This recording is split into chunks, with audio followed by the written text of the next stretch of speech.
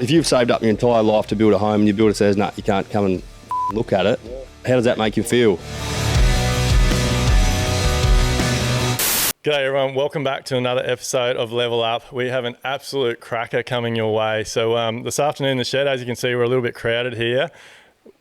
I thought we'd do something a little bit different. So we've got a couple of special guests here. They've actually flown up today to come on the podcast, and we thought we'd take this opportunity to get everybody together, as well as a couple of local lads that have been on the podcast before, and take this opportunity to basically have a discussion. We've got so much experience here, from guys been in the industry for 30 plus years to guys that are just starting out. And we're going to give you guys the opportunity to, I guess, learn from us all of our different experiences, our challenges, what we've been through, and hopefully, as usual, deliver heaps of value. So I'm going to go around the group now. We'll introduce ourselves and we'll get this conversation started. But if I was you, I would be grabbing a notepad and taking as many notes as you can, because this one is going to be a cracker. So across to you, Rob. Thanks, mate. Appreciate it. Robby from Evobuilt. We started the business about 4.5 years ago, got our builder's license about 2 years ago. And yeah, just learning from the industry, reaching out, networking with like-minded people like all you boys. And yeah, appreciate letting us in on the podcast. No worries, mate. It's going to be a good one. Yeah, mate. Look, we've had a hell of a journey. Me and Robby are cousins, and we sort of aligned ourselves with really good people along our journey. We've had some good business coaches that have allowed us to scale up. And like we were saying just off air before, it's important to have that kind of support network in your arsenal, because business is just dealing with people and it's dealing with yourself inside. So if you can kind of master your own mind, then it just makes the whole process a lot better. So I think we can give a bit of value down that sort of that road as well. Yeah. Awesome. And also that's Dean. Very good. How do you, mate? Yeah, Craig from Stuart and Renovations. We started the business in '96. I started working as a contract carpenter and small jobs for myself since I was 22 years of age. And I've just found that in later years, the networking and joining with people, like-minded people, makes it better for the business and easier to communicate with people and be able to help problem solve anything that's come along. Cheers, mate. Hi, Brett from Saltash Homes. I'm a Brisbane-based builder up here, and much like these guys, pretty young and pretty new into it, really. We've been going nearly 6 years now, but still learn every day and just trying to... It's great sitting in with these sort of things and sitting and talking to these sort of guys and just learn off each other's experience, and we're loving it. Yeah, so I'm Kyle Zanetto from Zanetto Builders. We're a Tasmanian-based luxury custom home builder. Same as Brett, we've been in the industry for just on 6 years now. Basically on here today to tell a bit more about my story, the highs, the lows, talk about the difficult times, just so we can give a bit of insight to people that are entering in the industry or looking for someone to a bit of guidance so they can better themselves, better their business, and at the end of the day, just enjoy life. I think that's the key to it all. Matt O'Grady. I'm a project manager at Zanetto Builders. I've been self-employed since the last day of my apprenticeship until about 3 months ago. 3-4 months. Yeah. I've ridden the tidal wave of the construction industry pretty much. I've seen the highs of it. I've seen the rock bottom of it. But yeah, just through connecting with like-minded people like we are today, it's just lifted my motivation for the industry tenfold. I'm in a really good place now, and I wasn't, but yeah, it's going really well now. Are you ready to build smarter, live better, and enjoy life? Then head over to livelifebuilt.com/elevate to get started. No, well, mate, I really appreciate all you boys being here today. So let's get some conversation started. And I think straight off the bat, I'm really keen. Like, you guys have only had your license for 2 years, but you're already getting personal development and business coaching. Like, can we talk about that a little bit? Yeah, so we originally, our business coach, Sean Saul from the Inner Circle, sort of based up in Sydney way. Their coaching method is sort of a holistic approach. It's more so systems and processes and that kind of structure of things, and very beneficial to be involved with them. And we're very lucky to be aligned with them from sort of the start when we first registered our company, our accountant actually had a chat with us and said, look, I'm a part of this business coaching group. I think you guys are at the stage now where you need to invest in something.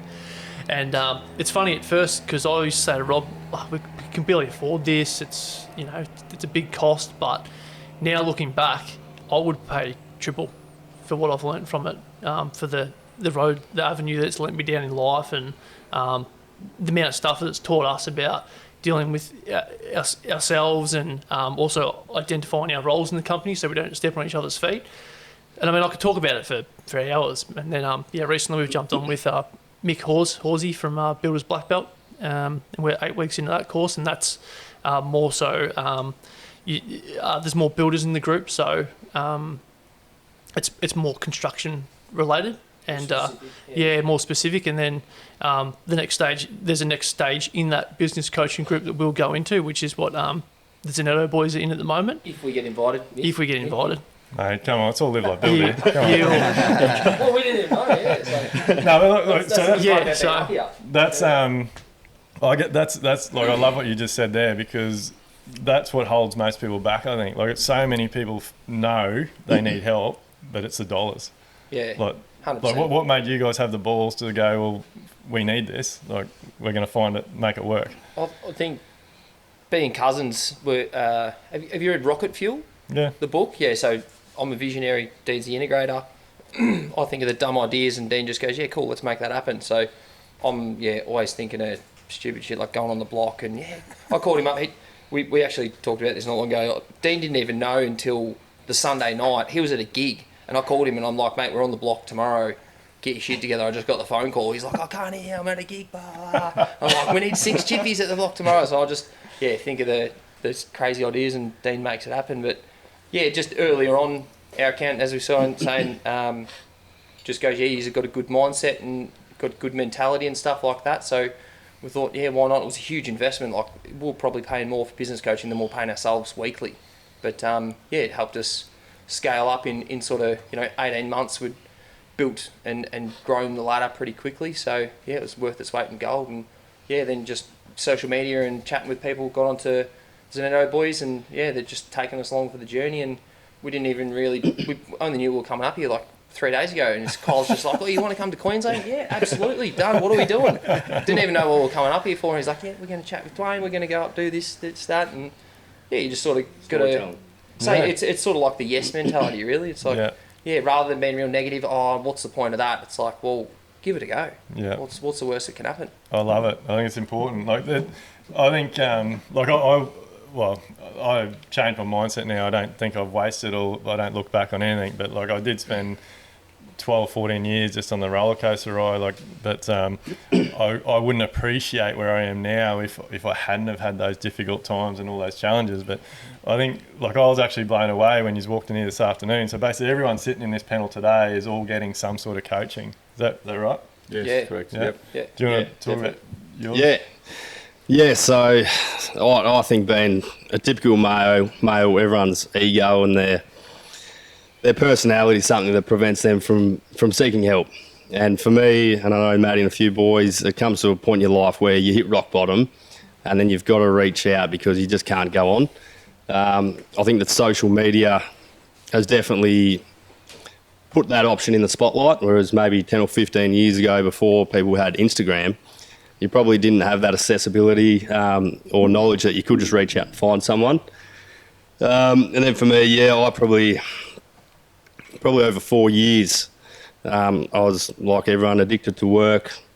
Personal relationships really started to fail, family and all that, because all I did was prioritise work. So you're doing 80, 90, 100 hours a week, and you just get stuck in that rat race of going round and round and round. And at the end of the day, you can never finish work, and that's the way I look at it. But back then, you're like, all right, if I knock 15 hours today, I'm going to get ahead for tomorrow. But you'll knock 15 the next day, you'll knock 15 the next day.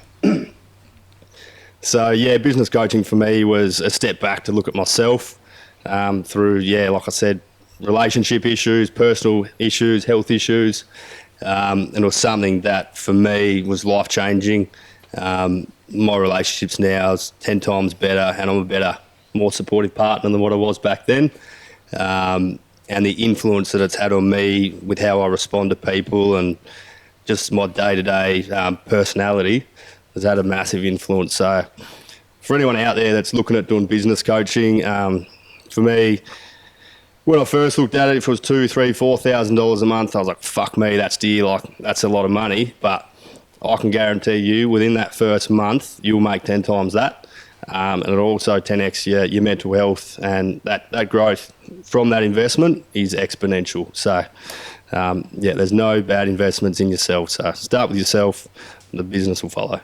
Yeah, 100%. I'm a massive believer now. Like, if you're not right, nothing around you can be right. Your relationships, with your kids, your partners, like your subbies, your employees, like you've got to be right yourself before everything else around you will flow on. But like you do Live Like Bill, but you do some other stuff as well. Yeah. Live Like Bill was the start of it, and like these some of these boys have mentioned, I did hit rock bottom, and me and Duayne have talked about this before on the podcast, that I was out. I'd had enough.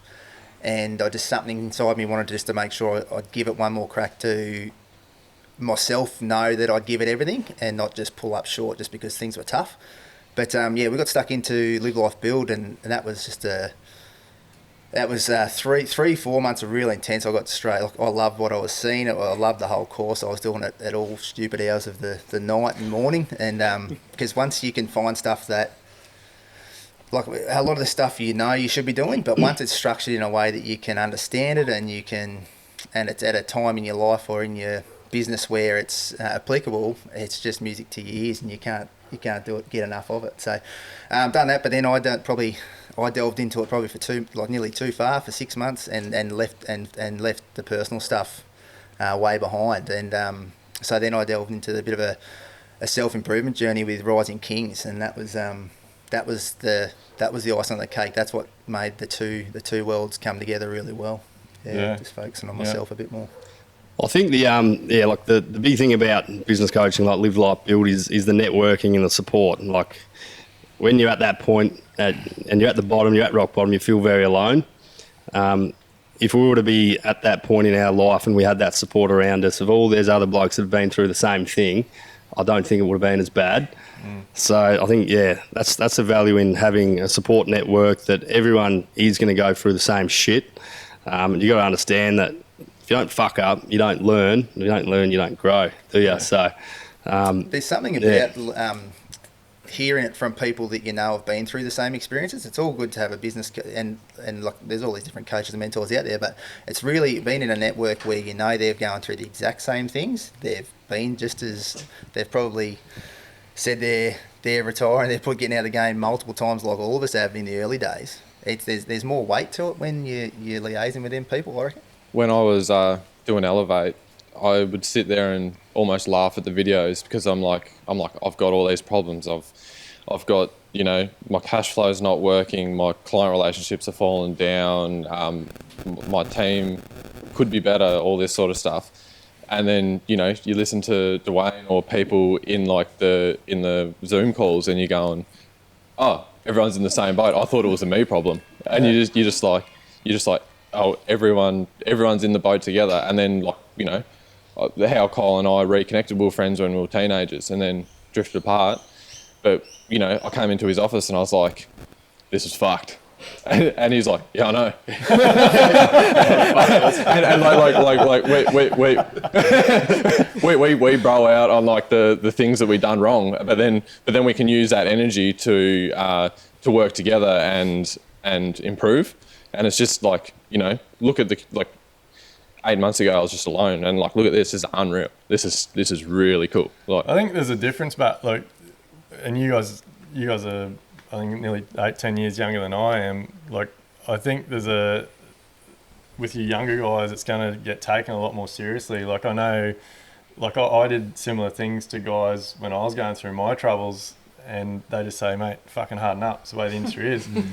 and like, you'd walk out there going, fuck, like, well, if that's the way it is, like, do I really want to be doing this? Better harden up then. Yeah. It takes a generational shift, though, doesn't it? Like, it's not something that happens really quick. It's got to be us younger guys who you're getting information from different places. Like, in the old school ways, when the way I learnt the bloke I done my trade under, he was as hard as nails. Like, there was very, very uncompromising, and it was his way of the highway. And I think it's a generational shift, and people are starting to learn, a very different way. What do you think, Craig? Yeah, there's definitely changes. And from when I was an apprentice to when I was a young tradie and first started my time, people didn't want to help and communicate and connect. And like this shows this group here, but people have realised that there's more out there, there's more needed, and self-improvement is a big thing. And networking. Whether you're networking with an architect, a designer, whatever, but builders who network are going to be better off. 100%. You're helping each other. And I think that's a big thing, and part of obviously this podcast, but just day-to-day life is if you've got a problem or got an issue and you can talk to someone else, even if they can't solve that problem, but listening straight away, because someone's listening and taking you seriously is better than, like you said, they said harden up. Well, it doesn't matter what your problem was, they're not giving you any solution apart from see you later, don't want to know about it. Yeah. That's your problem. But as soon as someone listens and takes it on board, straight away you've got a connection. Straight away you feel that there's some hope. Yeah. And that's the big thing, I think. Yeah, because I think at the end of the day, it's a hard game. Like building is a hard game. I think it's been hard ever since it started, and it's going to be hard for the next 1,000 years. I think it's like we touched on off air before we started recording, and something that I've really realised in the last couple of months, it's all up to the individual. Like it doesn't matter what programs and softwares and PDFs and systems and processes you have. If you haven't got the mindset and openness to sit back and take it all in and have a crack, it's not going to go anywhere. So a lot of it's got to start with personal. Which comes back to applying yourself. Yeah. You've got to apply. Yeah. And sometimes it takes you to get to rock. Well, I think by the sounds of it, I'm not sure about these young guys, but it's a good place to hang out, apparently. One of our, the business coach that we were talking about earlier, they're always really good with culture. They taught us how to get a good team and stuff. And talking about vulnerability and speaking about rock bottom and shit. Not that I feel like it was rock bottom, but just a real hit in the face. One of our team meetings, we used to have them in our shed. Now we've got an office and stuff, so it's good to see the progression and whatnot. But one of our meetings, literally, I think we had 14 of us, and we're sitting in my garage just on, $20 chairs from Bunnings, and all sitting around in a circle. And they're like, oh, we're going to have a bit of a conversation about how you're a CUNT on the job site. And I'm like, oh, shit. There's literally 13 blokes around in a circle talking about how I'm shit. And just because I've got a bad temper, and that's one thing that I've worked on over 3 or 4 years, still flares up, and I go, shit, really got to just see it coming. But 2 years ago, had a team meeting, literally, 13 people just sitting there going, you got to stop being a cunt on site. But it's it's being showing your team and having vulnerability and giving them permission, opening the gate to them to be able to come to you with those sorts of problems is also a very that's a tricky one. So I think that through the business coaching that we had in the early days, and then that set us up to show the team that we always said to them, if anyone's ever got a problem, come to us, please come to us, and let's talk about it instead of just keeping it bottled up. And it's not just that one about problems with Rob. We've also had guys come to us that had really bad mental health problems, and I think potentially we even saved a life. Yeah, just from definitely. Just from having that support network, saying to the guys, you guys can come to us whenever when you want. Don't ever be ashamed of expressing your feelings in this group, because it's a safe space. Yeah, it's a safe space. Yeah. And how good's that? One of our guys, probably 2 years ago, came to work, and we were on a job site a bit commercially, and literally sat us down, and he goes, mate, had a bit of an in-depth conversation. Are you okay? Looked real down, and he goes, mate, literally, I was not going to come to work today, and I wasn't going to wake up tomorrow. And I was like, fucking hell. I was like, he goes, but if I didn't feel comfortable talking to you boys about it, he goes, I probably wouldn't be here right now. He was literally had that mentality on the way to work, and we're like, far out. We literally said, we used to play golf a fair bit. So I said, mate, come for a round of golf with us at Savo. It'd be good, fresh air. Took him for a walk, walked him through it, and just really opened up to him. And he definitely progressed from there and got, got better mentally, I suppose. I think it's a hard one, but we've probably been too good at mentors, because we set people up to succeed. Then Come on now. Sorry to interrupt, guys, but we've got to thank our sponsors, because without them, we can't keep delivering you this incredible podcast. So massive shout out to DPS Constructions, Quoties, Live Life Build, and 44-gallon films. Make sure you go and check those guys out, support them so that we can keep delivering you this incredible podcast. I don't think that's a bad thing. Like I used to, that used to really shit me. Like we used to train apprentices, like we've put so many apprentices through, and they would literally finish their time. Next 12 months or so, we'd give them some bit of business help, and they'd go. Yeah. But I look at that now like that's awesome. Like they've learned enough from me that they're going to go and they're going to have a crack. And I think like our business, we've actually got a couple of guys working for us now that they've followed me on Instagram. They've seen what I'm doing. They've said when they've come to me, Duayne, I just want to learn from you, and then I'm going to go my own way. And I'm like, fucking awesome. Let's get into it. Like, so I think you got to embrace that sort of stuff. But also, that's the moral way to go about it. We had a big team, like 15 blokes. 3 of them colluded in between our company, and then started a company whilst they were with us, and then told us they were doing 3 separate things. Oh, I'm going to do commercial. Building's not for me. I'm going to go do this. And then next minute they've semi-replicated a lot of our stuff and their Instagram photos and shit like that. And I had the same thing last year, exact same. But when I reflect on it now, I take ownership. Like I probably didn't treat those boys the way I should have. Yeah. And there's always another side of the coin, isn't there? Yeah. There is, and the reason they left is probably because they felt underappreciated.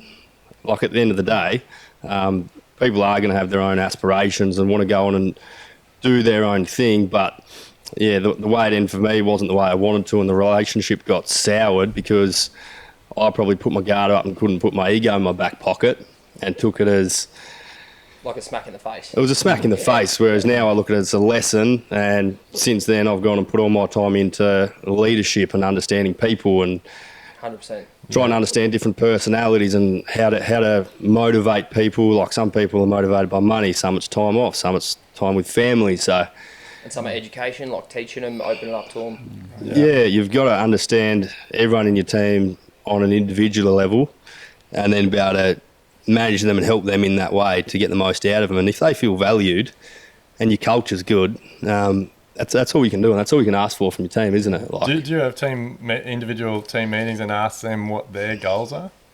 Yeah, so it's probably been a switch in the last 12 months. So we do a daily direction meeting every morning. We do fortnightly managers meetings and monthly team meetings. And then we've just launched a personal development program too. So we've got a company form which we pay the team 2 hours to fill out in their own time, and then probably 2 or 3 weeks ago we sat down for an hour to 2 hours with everyone in our company, and we went through everything about them, what their goals are, what we can do better as a company to support them, where their values lie, and from that we can put a path and set some goals in place to ensure that we're fulfilling their needs so they don't need to go elsewhere. That's awesome. If they're not at the company, their cup's not full, they're going to go somewhere else, aren't they? So I think that's the biggest thing about being a good leader is understanding your team, understanding what they value, and then fulfilling it. Yeah. Can I add to that? It's interesting from being a business owner going back to being an employee in a manager role. Just the conversation that PDA meeting started, like the whole team, like we all figured out what we'd like to improve on as a team. Of employees, and then we were able to, express those to the management, which isn't like that too many, like still most of us are mates, but you can express it in a professional sense, and then as a team we can work on the culture like individually and push it through. But it's literally just an open line of communication, and then we can then grow as a business from there. And it's like. We everyone has an opinion, and then once you can all funnel that into one direction, the business just goes. It's really good. Yeah. Yeah, and on that, like, I used to be a shocking micromanager, as I'm sure that most. I think it's all builders. Yeah, it definitely is, mate. And like like you said before, like you're trying to wear 10 different hats, and you're trying to look at 5 different job sites and make sure everyone's doing everything the way you want. And if you turn up on a site, you're like, why the fuck did you do it like this, or why is that taking so long? So. That's why our team told me to fuck off.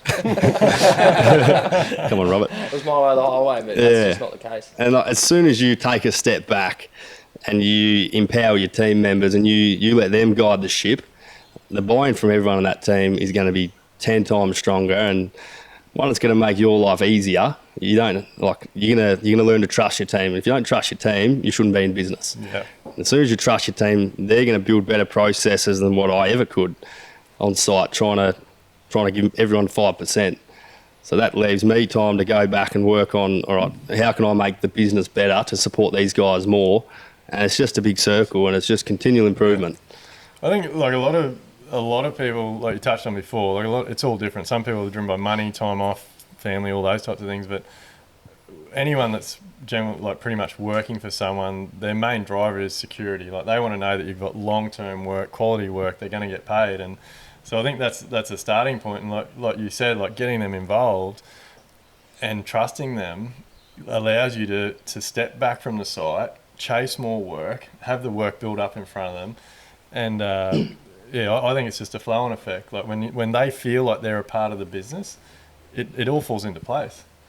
And they've got, like, everyone's got goals and ambitions.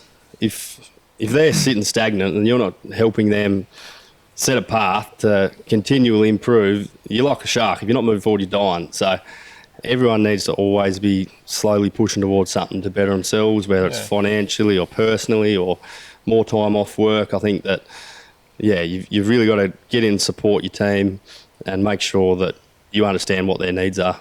Yeah. And it can be a real hard one because, like, obviously, as you guys would know, like, you got big teams, like, you're dealing with so many different personalities and attitudes and opinions, and, like, it is hard trying to manage all that sometimes. I found that we just had 2 new, quite experienced chippies come on board, and that was something we had to address on Mondays. There's now 5 guys who all think their way is the best way, like it's gospel. So you've got to, and then there's 5 personalities. So you've got to feel. We've had to we had a big talk on Monday, and it went really well. But it's something you've just got to raise, and once you talk about it and get it out in the open, like they say, a problem shared is a problem halved. And once people know where they stand with each other, it's the quicker you can get to that point, the better. You've got to hit it, just pull the band-aid off straight away, get it out in the open. So second week we done it with these guys because I could see it festering. Yeah, there was a couple of some looks going across the site, and I was like, oh, these two are going to clash. But they're getting along well. We're all playing golf tomorrow together, so it's happy days. Golf seems How to do you be mitigate? Who's got the final decision? We've got 2 leading hands. They run the site each, but one of them's quite big, so there's blokes doing one part of it. Like there's blokes working up on the pool and the concrete, and there's guys starting to frame in the front of the house. That's going to come together at a stage, and they're going to end up clashing. Yeah. So and there's just there's people. It's good though that bringing new people into your team, you learn new ways of doing things. You've got to be open, and once guys are open and not too pig-headed about how they're going to do it, and that's like we said with the micromanagement thing. I was shocking for that. Like I couldn't leave site. Like It's ego driven. It's all ego driven, but you've got so much on the line. There's so much on the line, and when you're not. In the early days when we weren't running a good business at all, every decision felt so critical. You couldn't give it to someone else to do. You feel like it's all coming out of your back pocket. Oh, 100%. Yeah. I think on that, but like every job we now, like at the moment, we've had a couple of jobs that have been delayed and put on hold. So like basically all of our teams on 2 sites and finishing another 2. So like we've got multiple leading carpenters on the same jobs, but like we make it very clear now, like whose job it is. Like this is Billy's job, and when you're on Billy's job, even though you're leading carpenters too, like you talk to Billy and you have discussions with Billy or whoever it might be. It might be Tim, it might be Brad, whoever. But I think it's really important when you have big teams is making sure that the whole team's clear on who's looking after that job. Chief. Yeah. Chain of command and like following a structure is really important, especially as you grow as a team. Like if you've got too many cooks in the kitchen, it's gonna spill the soup, aren't you? Yeah, and especially like that example, like young Billy that's on that particular job. Like we've thrown him in the deep end. It's his first job running, so the other leading carpenters know like that's his first job, so it's okay to like Billy can like ask each other questions, help each other out. But I think you do need to set that hierarchy like on every job, because you get a job that's kept to a certain stage and you got to take all those blokes and put them all over here. So like when they're over here, they need to get on. Like it's not like you're the leader over here, so when you get over here, you're the leader as well. Like you really do have to set those sort of standards, I think. And it even comes up to a management position as well. That's a good thing about the coaching. Dean and I used to overlap on a lot of things, and at the end of the day I went, Dean's project manager, construction manager. I'm estimator, business development. I'll do that kind of stuff. So if anything on site has to be made a decision, it's Dean's responsibility. Yeah. And I can just go, well, then I can turn to Dean and go, why didn't this work? Let's assess it. Let's deconstruct it and reverse engineer it and figure that out. Because at the end of the day, like we're a team as well as all our guys are a team. So we've got to have those decisions to, even if something does stuff up, wait until it stuffs up and then reverse engineer it and figure out what the problem was. Yeah, you've got to have roles and tasks for everybody, like at every level of it, and including yourself. Like you've got to have roles and responsibilities. And if you get the same outcome, that's one of the things when I used to micromanage, I always used to think, well, like when I was trying to mentally get out of that situation, I'd be like, okay, are they going to get the same outcome? It may not be the way I would do it, but as long as that wall's going to get built the same way or straightened the same way, you just go, okay, let them do it their way and then assess it. If it's wrong afterwards, cool, have the discussion and go, okay, well, I personally would have done it like this, but yeah, you got to let them, give them the responsibility, give them the empowerment and stuff it up. Yeah, give them the confidence to do it. I think that's what we find in our team because we're all quite young. There's 4 of us that are only 35 years old. Yeah. We've got one a little bit older and the rest are younger. So we're all got a real young team and people are still finding themselves at that age. Like I know the guys haven't done the work on themselves that I have, but they haven't been put in a real dire position yet to be prompted to actually do it. They've been always employed and had a good income and security like you mentioned. But it's something that when people still find themselves, then they're trying to find themselves in a big team. Yeah, it's a pretty complex thing to manage. Yeah. I think too when you said about letting them do it and then explain to them, I would have done it this way, because I'm a little bit sort of micromanager myself as well. And because I become site supervisor, coordinator, builder, the whole box and dice, we've only got 5 of us in total. Yeah. How you approach that, I would have done it this way. You got to be careful that doesn't become a thing where they want to hold back all the time and not actually have a go. Yeah. So I try to be really vigilant when I say that sort of stuff and explain to them why I would have done that way for next time, so that they think, okay, this is why he's saying that. Not so much belittling them, but just explain to them why there's a different perspective of it, basically. Yeah. Your process. Yeah. Definitely. We were talking about this. Craig and I were talking about this earlier. Like it's funny. Like you can do this. Like I've been doing this 27 years now, and you can have an apprentice that's the 2nd or 3rd year that just tweaks something that you've told him to do a tiny little bit, and then you have a conversation about it, and it changes the whole process. Like I think it's giving the whole team permission to, no question's a silly question, like have put input in, and you never know, like as a group, like building is a complicated task, but there's always going to be room for improvement to get the same outcome. Like, but you've got to be open-minded about it too, don't you? Yeah.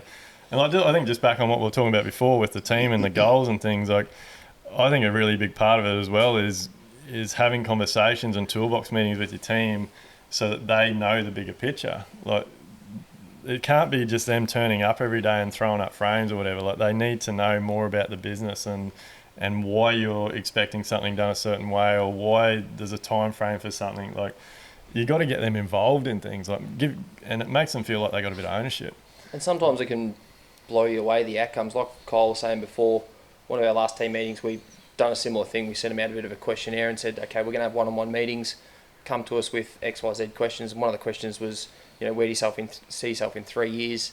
And one of our youngest guys, his 2nd year apprentice, he sort of sat down.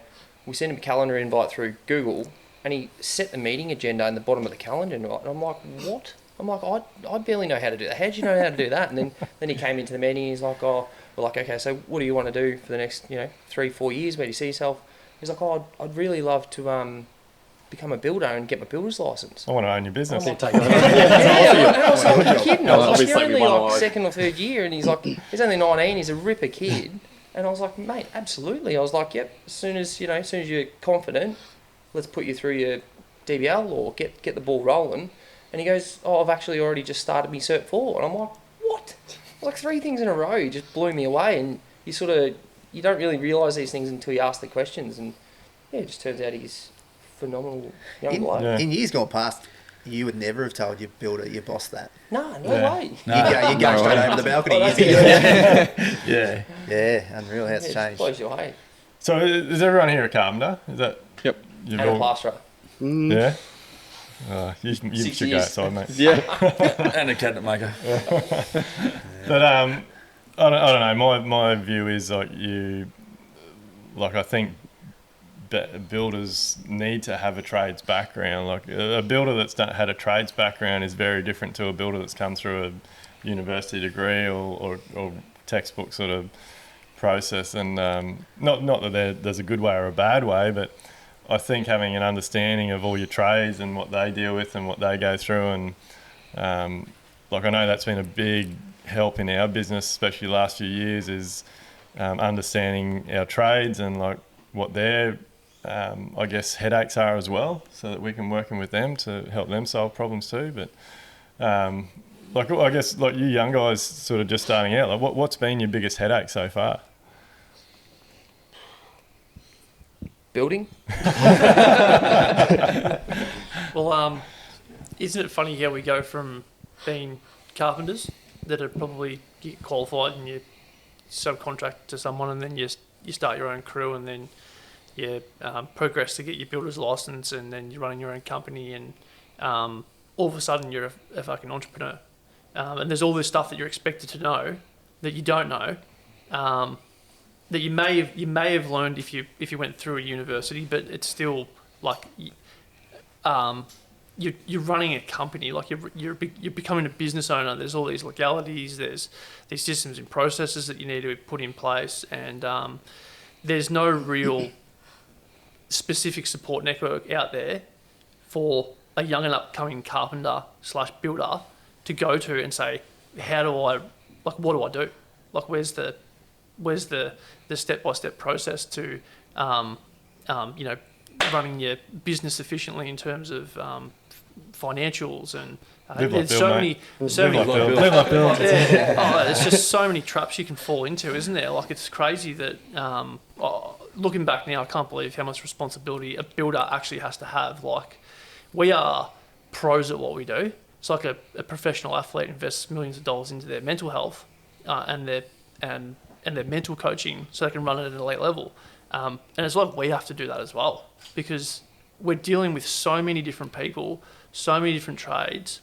We're responsible for the structure of the house being built, and then we have to warranty it, and then as you scale, you have to update your insurances, and it just seems to be challenge after challenge after challenge. But it's funny how you progress to eventually being the business owner and getting off the tools, and then you're faced with a whole nother set of challenges that you just never would have thought you would have been involved in. It's just a funny sort of process that we go to. Yeah. And then eventually, trying to get people in your company to take your role so you can keep scaling up, sort of thing.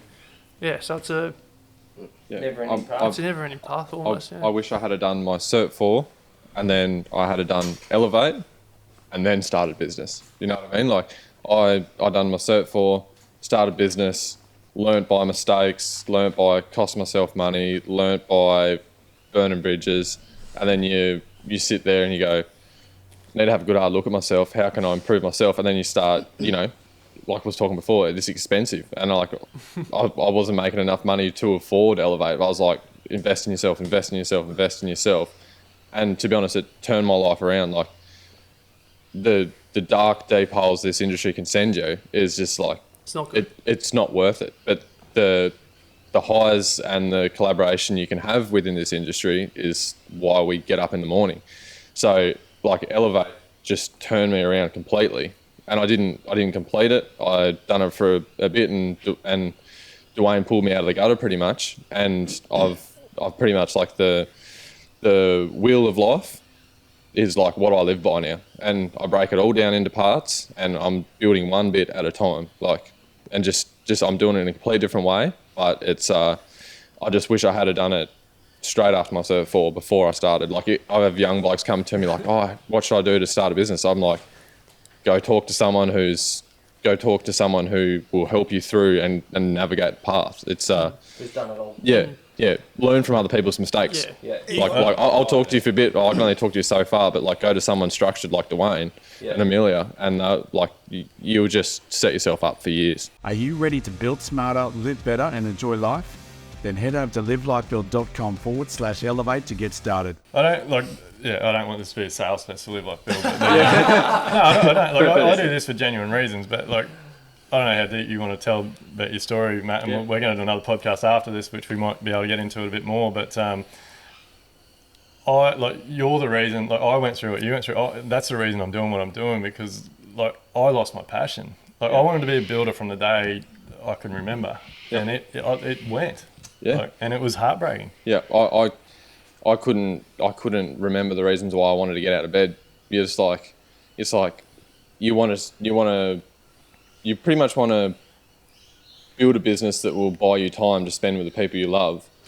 But like I ended up just like, you spend more time on your business, it's not making you money, and you're just going in a vicious circle and a deep dark hole, like I said before, and you just need some sort of guidance to pull you through. Like I said to my wife of all about 3 days at the time, I was like, I'm lonely. I see you, my dog, and I feel like everyone else is just like sucking from me, but then and stress and all that. But then like you've just got to sit down and you've got to really, like, the first person you got to look at is yourself. And once you can invest in and improve on yourself, it doesn't matter if it's what it is, whether it's a conversation with someone who's in the situation or has been through it, or, you know, a mentor that you have down the street, or it's someone on the other end of the country like Duayne and I are. It just you know, you've got to do something to invest in yourself, I think. Yeah, on that, like, we're all sitting here and we've all been through the same shit, haven't we? So we've got to step back and have a look at it and say, right, well, the system's fucking broken, isn't it? Like, you do your Cert 4, you jump in the deep end, you drown for 3 or 4 years, you hit rock bottom, then you try and swim through the help of others. Like, there's got to be a fucking Cert 4.5. There's got to be something in between getting your builder's license and actually understanding how to run a business, which has got to be, one, it's got to have financials in it. Like you said, you got to know your overheads, your running costs and all that, because I don't know about you guys, but in Tassie, and you get your trade, you go out and you go, fuck yeah, I'm going to run 10% on everything, I'm going to make 10%. 10%'s the magic symbol, like, it's thrown around. It's written as a standard in most of our contracts. Yeah. So. I had an insurance broker the other day and we put a claim in and we put a 25% markup, and he goes, oh, how the fuck are we going to like justify that, mate? Like 10%'s what builders run. I said, my overhead's 10%, mate. Like, what do you mean?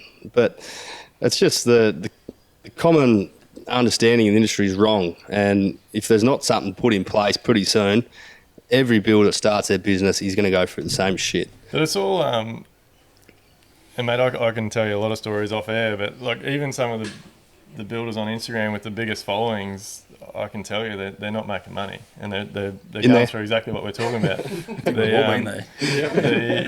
Still sucks. A lot of it's just education, like you said, like you do your time or you get your builder's license, however, and you start building. Like, reality is, like, you can get your builder's license and the next day you can go out and sign a $500,000 contract, and we'll work on the 10% because that's what gets thrown around. So at 10%, people think, fuck, you're making 50 grand off one job.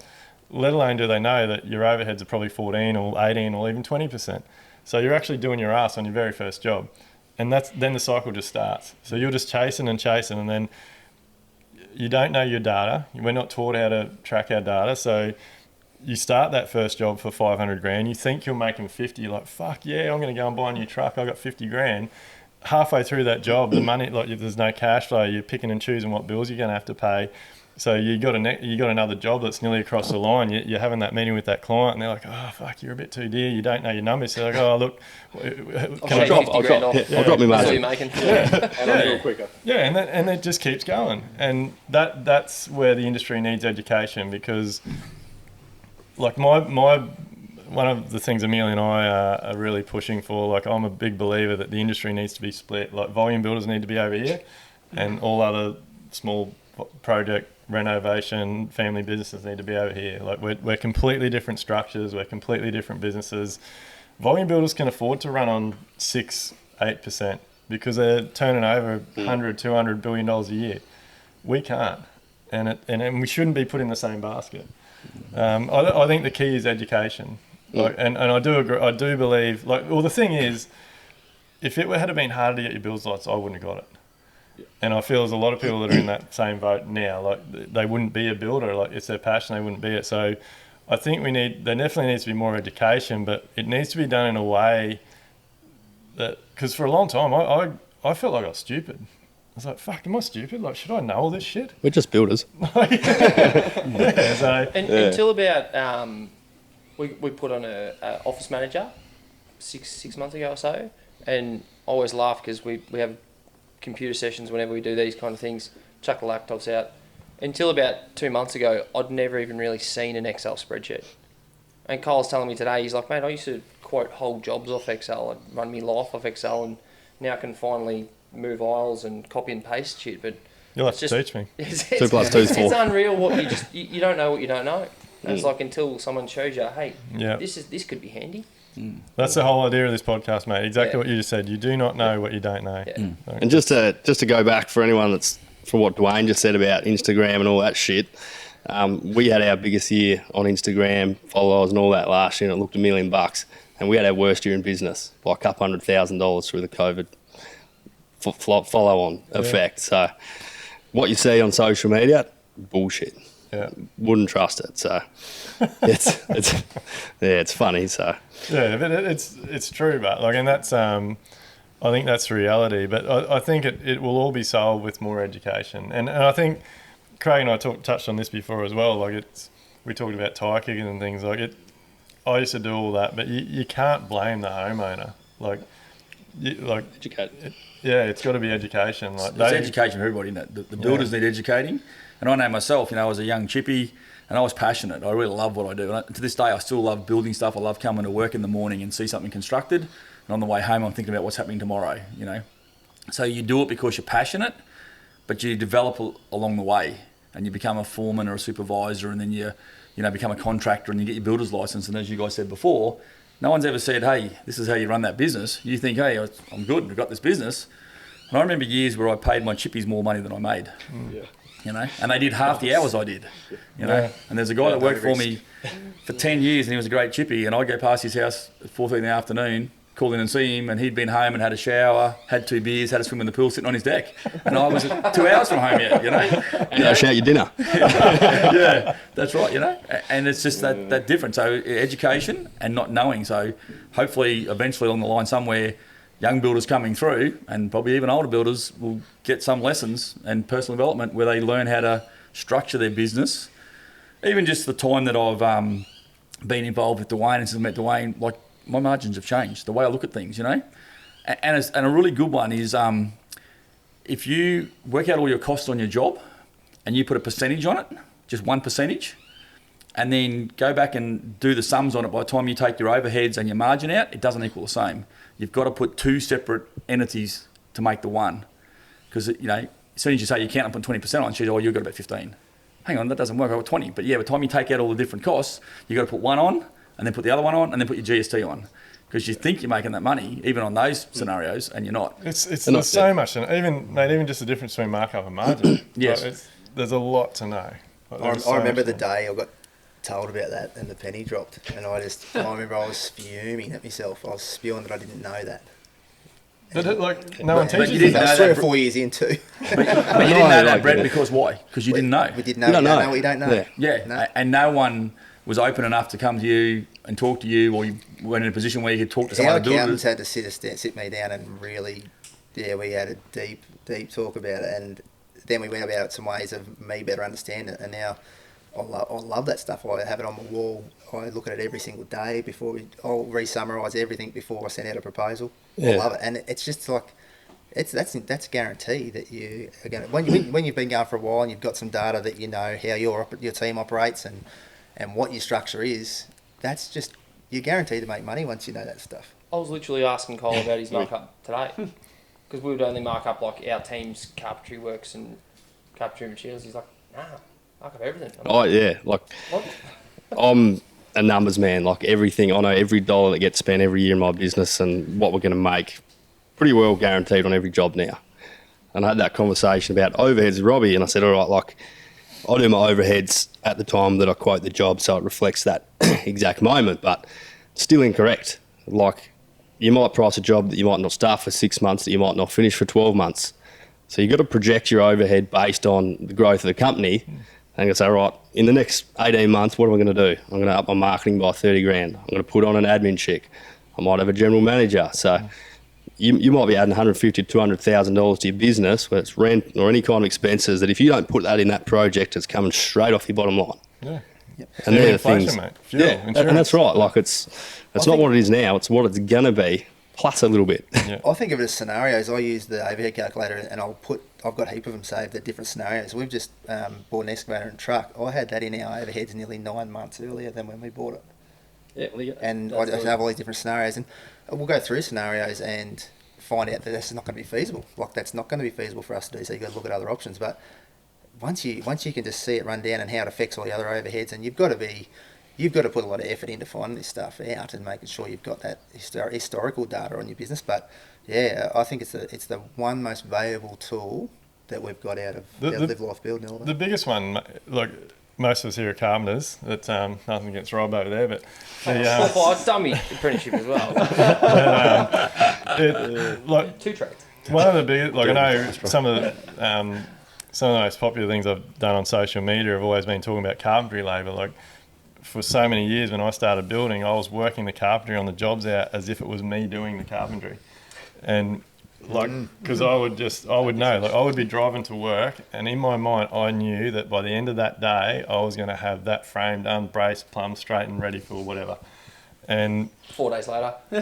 yeah, and that's, yeah, so the biggest thing you can do as a builder, especially if you've got your own team, is get your carpenters tracking their time, like for everything, like whether it's site setup, site set out, footings, excavation, soffits, cladding, like you name it. And we review that on every single job. And like we touched on before, when we started doing that, the team had the shits, like why they had to fill that out. Like, you've got to educate your team on why that's important. And like, one of the big turning points in my business was, like, I used to always turn up to my site every job. Like, it was just every day I was a hothead, and I'd be like, what the fuck's going on here? Like, why is that not finished? Like, fuck, should have been there 2 days ago. Like, fucking trusses are coming tomorrow. Like, what's going on? Was that, you think you might have done the same, did you? Maybe.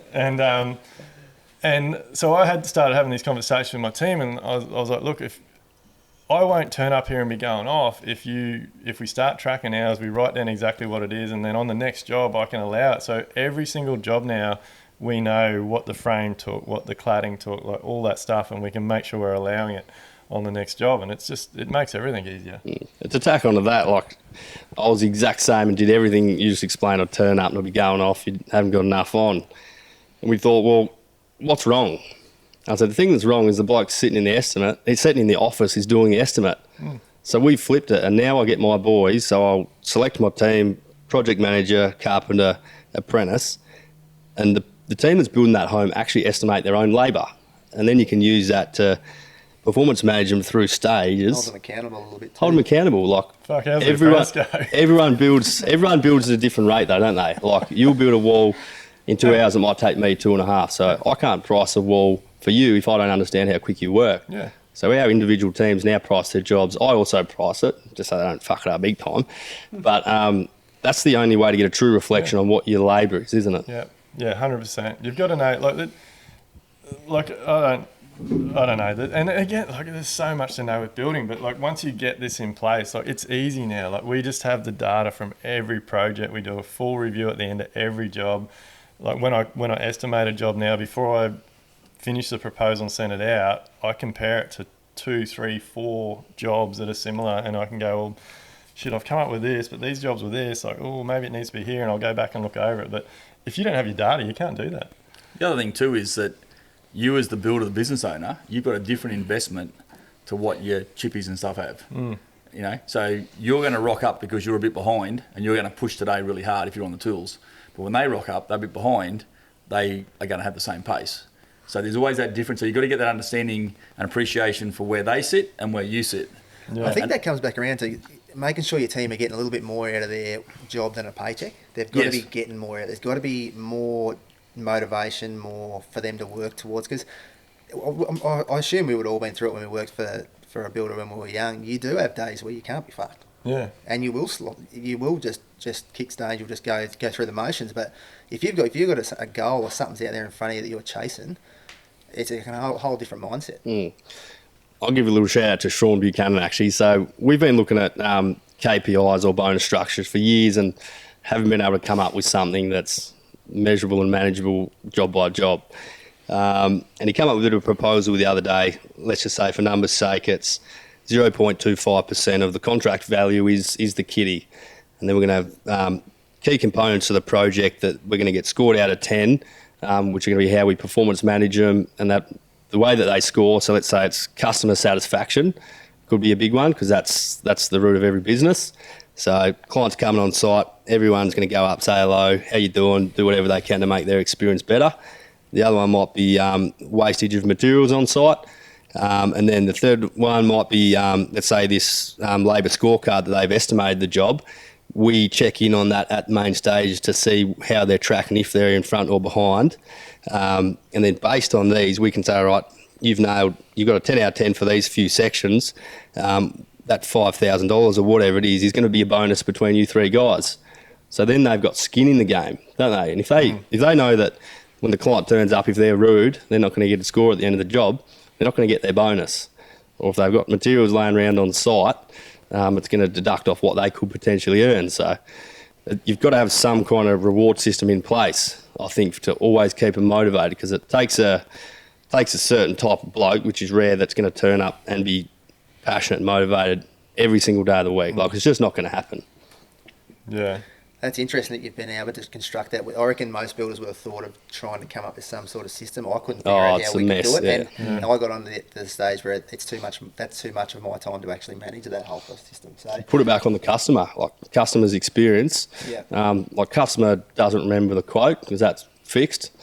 They don't remember the quality of the build because you should deliver on perfect quality or acceptable quality for your standards. But the experience is what's going to get them to tell other potential customers, and it's going to roll your business. So you nail that, your business is going to grow. Yeah, no, that's a good idea.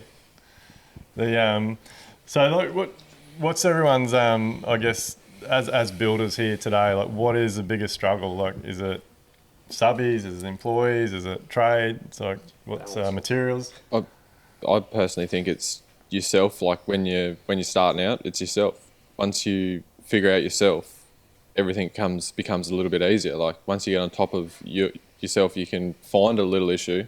A little issue is no longer big, and you can then work on that, and then you can work on the next one. That's what I've found, and just a bit of general honesty to yourself. Like, you can blame anyone, you can blame the subby, you can blame the architect, you can blame the client, but if you can look at yourself and go, I can improve that, and once you're on top of yourself, little things are easy to fix, I feel. That's my general opinion. Yeah. What do you reckon, Robby?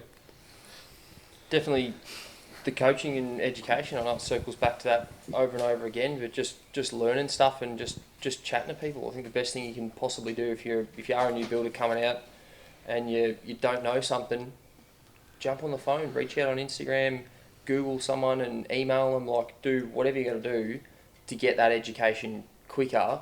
Because like we sort of progress from, we've never really done a job the same size. We sort of scaled from did 150k reno, 300k reno, 600k renos side by side. Now we're doing a knockdown rebuild. That's sort of the stepping stones that we've done. And it's like, well, we can't use the same mentality we did for 150k reno for $1 million build. It's just not going to work. You've got different margins, more moving parts. Like, we had a laugh the other day. We're going through the quotes from just 2 years ago. Had 10% margin on it. No markup whatsoever. Had 15 line items in a quote for 150 grand. Now we've got 120. It's like that's the, you just learn and you add to it and you just progress. So you just got to keep reaching out to people and educating yourself, and whatever you don't know, just ask. Hey mate, like, I hustle these Zanetto boys all the time. Hey mate, what do you do here? What do you got here? Shoot us that spreadsheet. Yeah. Teach me how to use Excel. Yeah, I think it's powerful. Like, it's pretty powerful stuff. I guess go to back that, so people that are watching and listening, you're like, everyone should be getting training or coaching. Doesn't matter what level, whether you're just starting out or you're worth $100 million. Like, coaching is so valuable, but coaching is an overhead. So I think that's the important part. Like, so for people that think they can't afford it, it's an overhead to your business. So You can't afford not to do it. you can't afford not to do Yeah, it. that's right. Yeah. And bang like on. Kyle said, it will pay itself back tenfold in such a short period of time. 100%. If not even the monetary value, the peace of mind it gives yourself. Like when you are going through learning, like we all learn from our own mistakes, you're second guessing every single decision you make in business. Once you have some clarity or someone to back up and actually guarantee and give you confidence that you're making the right call, I think that's the biggest benefit for me. Yeah, you sort of you think you know. Everyone has a rough idea of what they should be doing, but to be confident in what you know you should be doing, that's a game changer. I think also too to know you're not alone. You know, like to sit in on a Zoom meeting where there's other people trying to learn the same thing, All scratching their head together. all scratching their head, and you see the looks on their face and go, well, hang on, I'm not the only one that looks like that. You know, I think that is just positive feedback and gives you confidence within yourself straight away. To know other people are doing the same thing, asking the same questions. So straight away you sort of feel more comfortable because there's a community, a group of people that are trying to help each other. I think you've got to have the right community, but Yeah, I got tied up. yeah, I got added to this group last year. Was a messaging group. It was a fantastic idea. I won't name names, but like Friday afternoons, it was a message to other builders to say, "Are you okay?" Blah blah blah. But I deleted myself from that group because it was all builders. Some of them were actually involved in associations, but every Friday it was like, "Hey fellas, have a fantastic week. Have a cracker. This week's been fucked because the client hasn't paid me, and fucking they're an arsehole and this and this and this." yeah. And like every message, like in the old days, I would have been like, "Yeah, fuck yeah, they're all assholes." Whereas like now I looked at those messages and like, mate, you need to take some ownership. yeah. Like, they're only not paying because you haven't done something. You haven't set an expectation. You haven't understood your contract. You haven't executed your contract. Like 100%. it's all you. Yeah. Like take some ownership and stop blaming everyone. So I suppose I'm referring to people that are going to do personal development, a group Yeah. where you're trying to improve yourself, Yeah. and there's other guys or people in there trying to do the same thing. reasons. Yeah. For the same reason. Yeah. Yeah, I know what you're saying because I see a few of those things myself. Yeah. Like, yeah. So it's I think about people who are like-minded, trying to develop and grow. You make a few mistakes, a few hurdles, but someone else has done the same or similar thing. So their input might trigger something for you to go, hey, that works for me, or this is what we need to do to I change think direction. this is a big thing that's happened with social media and the internet, I suppose. Like back when we were doing our trades, our builders, they would have been, imagine how alone they would have felt. Yeah. Like they wouldn't have jumped on and had anyone to talk to. They would have had some trades or wives or whatever. No wonder they were cranky bastards. They just had that. Yeah, it's massive what we can do and how accessible everything is now. It's really massive. Yeah. And well, I don't know, but like everyone, like you guys have obviously met on social media. Yeah, Like, I think so. There's OnlyFans. Yeah. Well, I'll subscribe to you. Like Cheap. Both you guys I've met through social media. Like today's the first time we met in person. We started messaging socials, and like I met you Builders through. brekkies, yeah. Yeah, I did Bill's breakfast on social media. So like everyone here is from social media, so it can be pretty powerful if you. I think it's being vulnerable enough to, I guess, put yourself out there and say, yeah, fuck, I don't know this. Like, ask some questions. But another topic I'd like to get into a little bit is like clients visiting sites and things. Like I know it's a pretty hot topic. I hear builders whinging about it all the time. Like I love my clients coming to site. We set a clear expectation, same time, same day, every week. See you then. Like I look forward to the meeting and it becomes a show and tell. But I know a lot of builders just try locking them out and all that sort of thing. So what's everyone's opinion on clients on site? I suppose we're big on relationship building. So the 6 to 12 months you spend in pre-construction is when you're going to put in the foundations to ensure the build's going to be successful. If you don't get along with your clients and they don't trust you, it's never going to work. So for me, it's all about putting that time in early on to build a really personal relationship. And then through our contract education stage, and that we'll have a personal success document, which we bring the customer in, we sit down at a table, and then we go through a list of expectations that us as the builder can expect from our customers, and then they can expect from us as their builder to support them. So we use that document as an engagement document to kind of manage the relationship and set them before we start. But then during the build, like I touched on before, customer service is everything. So we're not going to say you've got 5 or 10 visits or you're not allowed to come here and here. We'll set an expectation that, all right, if you want to come to site, let us know.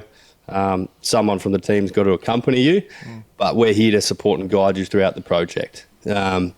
Especially in custom homes, I see in the spec home model that they want to minimise variations by putting a big fee on it or restricting people from site. But if you've saved up your entire life to build a home and your builder says, no, you can't come and fucking look at it, how does that make you feel? Yeah. Like we're in the customer service industry. So what are we got to do? I think service our customers. A lot of builders forget that this is probably the biggest and most exciting event in the homeowner's life to date. And I think something that probably the project building industry sort of put a big dampener on is there's the romance of building your own house and what that is, that's been lost. That's what us as custom builders get to do. Like, we'll often spend 6-12 months with a client before they even get to start. They're brimming to get on site. They can't wait, and you've got to lean into that. Yeah, we try and make it as exciting as possible. Get them on all sorts of stages. And you can see it. They're loving. They're excited. We just bought a pool the other week, and the amount of design changes we went through with that pool just to get it right. She's quite a short lady, and we wanted to make sure the spa seats were high enough and things like that. And she jumped in there and checked it out. It was spot on, and she was just loving it. I'm like, far out. That's the enjoyment you get out of building. Yeah. And all you got to do is take yourself out of your shoes and put yourself in their shoes. It's as simple as that. If I was engaging you, Duayne, to build me a house, and you told me, "Oh, nah, you're not coming on site," and I've just given you everything I've ever earned, plus another 75% by the time it pays me off, it's going to put me on the back foot straight away, isn't it? And then, things are going to go south from there. Yep. I think you've got to put yourself in the homeowner's shoes. So if it was your own house, what would you want? What would you expect? We sort of have a bit of a thing where we say to the clients, if we wouldn't do it in my own house, we wouldn't do it in your house. It's a pretty simple one, but that's sort of how we look at it. So I think if you put yourself in their shoes, what would they like to see? What stages would they want to come in and have a look at stuff? And so we're very big like Duayne, like get our clients to come through, have a look, explain stuff. The more you educate them, I think education is such a big thing. Education and collaborate with the clients. They have your trust. They value what you put out there. And when little things arise, then they tend to take on board what you say. If you want to shut them off and exclude them, when you need to talk to them about something important, they don't want to know about it. Yeah. I love the process of when you get them on site at slab stage and they feel the size of it and they start walking around, and then you put the frames up and it takes on a different sense than the cladding. I love watching their face through them stages and them sort of experiencing how there's always goes to that stage where they think, oh, it's too small. And then the plaster goes on, they're like, gee, it's big, isn't it? It's like, it's a big house, and then it's dark. Oh, geez, now it's light. Like, I love that part of it. It's good. Yeah. One of the highlights that I've had in the industry is working with a client who moved from Brisbane down to Tassie, and they were quite involved. They were living on the same street over the road, and I was like, oh, this is going to be a nightmare. But it was clear and set some expectations to start with, and by the end of it, like, I can roll into that house now and have a beer or have a cup of coffee depending on the time of day, and they're friends. Like, and that's when you walk away from a job and the client's satisfied, but also as a builder, I'm satisfied. You can be proud of what you've built. You've got good friends, but then I've also been on the other end of the scale where the client relationship hasn't been great, and you see them in the street, you're like, oh, here we go. You know what I mean? Like, and it's just all part of learning. But like now, from what I've learned from having good and bad experiences, is how to manage people, and it's. It's all about setting expectations, I think. Like, and whether you do it like Kyle was saying, or like we do, we set the same day, same time every week. Like, if for so many clients and so many builders could I guess not avoid so many problems. If client knows that every week I'm going to get to see my home, they're stoked. If they're sitting there thinking, fuck me, like, this is going to take 9 months, when's he going to let me have a look at it? That's when they're going to get shits, and then they're going to try sneaking in on a weekend, and you're going to get the shitty email saying, oh, why haven't you done this, or this is wrong, or whatever it may be. Like, it's a real opportunity to nip things in the butt early too if they see something at frame stage. Like, we're massive on frame stage. That's probably the longest walkthrough we'll do. We do our electrical set out with that at that stage as well. But if they want to change something, that's when we need to do it. Yeah. Not when we've got a window in and it's half bricked or it's cut. Yeah, you need to get them in regularly so that you can pick up on those things as early as possible. Yeah. And relationships are built on communication.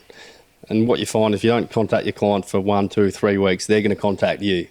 So if you contact your client every third day or every week, they're not going to feel the need to be chasing you down or coming to site. So you just communicate constantly and you can't go wrong. Yeah, so I guess on that might flow into something else. Like, I think a lot of builders avoid that because they're the one-man band on the tools, again, because they don't think they've got the costs, they don't understand their overhead, so they don't employ anyone to help them. Like it's this sort of vicious cycle. And a lot of it comes back to that race to the bottom. Like you, and I know I got caught up in it back in the day. Like when you're in a tendering scenario, especially, like you get told by the client, oh, I've got 5 quotes and you're the dearest, but I want you to build my job. Like, can you match these guys' price? And you're like, well, what am I doing wrong? Like, am I taking too long? Am I allowing too much? And like, I look back to those days and I think, fuck, I was getting told I was the dearest builder and I still wasn't making any money. So yeah, it's a hard game, but I think it's conversations like this and putting ourselves out there and telling our stories is what's going to make a difference. So I guess before we wrap it up, has anyone got anything else they want to talk about? All the builders up there, up your prices.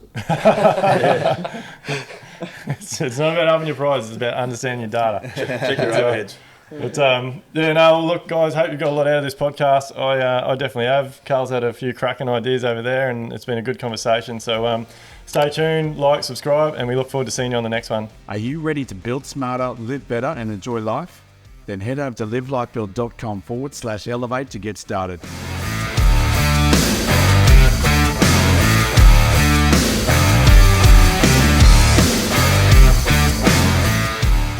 Everything discussed during the Level Up podcast with me, Duayne Pearce, is based solely on my own personal experiences and those experiences of my guests.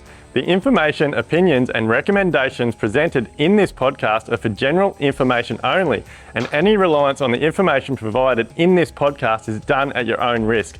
We recommend that you obtain your own professional advice in respect to the topics discussed during this podcast.